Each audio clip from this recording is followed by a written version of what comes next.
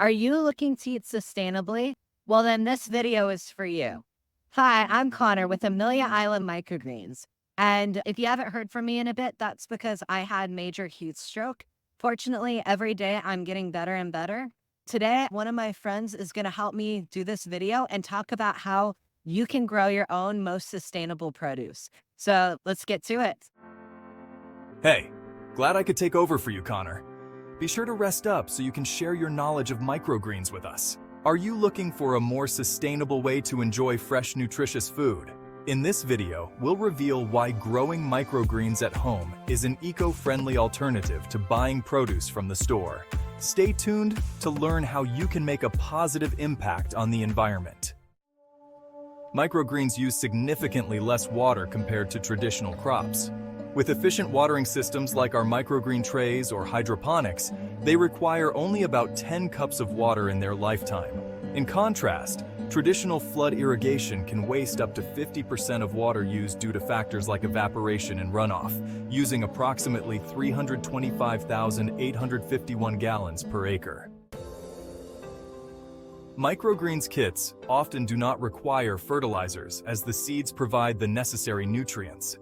This eliminates the environmental harm caused by fertilizer runoff, making microgreens cultivation a more eco-friendly and sustainable option. Growing microgreens helps reduce food waste as they don't need to meet strict size or shape standards. They can be grown to exact amounts needed, and any leftovers can be composted, further reducing waste.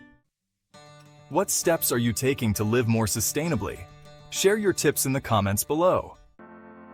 Store-bought vegetables often travel long distances, contributing to high transportation emissions. Growing microgreens at home eliminates this need, significantly reducing carbon footprints. Microgreen kits are designed to be compact and efficient, using minimal packaging compared to traditional produce. Instead of buying produce or microgreens packaged in plastic from the store, which adds to the waste, growing them at home reduces the need for single-use packaging. Remember that grant from FedEx I mentioned earlier? I'll share more details about how it helped us improve our sustainability practices in just a moment. If you're finding these tips helpful, please give this video a like. It really helps us out. So here's how the FedEx grant made a difference. During the first 2 years of Amelia Island Microgreens, obtaining sustainable packaging was difficult. Our original kits were packaged using clear cellophane plastic. Thanks to FedEx's support, we removed 98% of single-use plastics, making our kits significantly more sustainable. Now that you know how sustainable microgreens are, you might be wondering if microgreens are more nutritious than full-grown veggies. Don't worry, our next video will cover that in detail. Make sure to subscribe and turn on the notification bell so you never miss out on our latest videos packed with tips and advice on growing your own microgreens.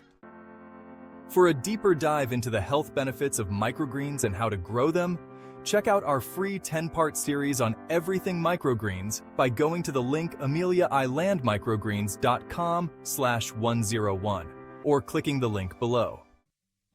I'll show you whether mature veggies or microgreens are healthier for you in the next video. The truth will surprise you. Click on the video on your screen right now, and I'll see you there.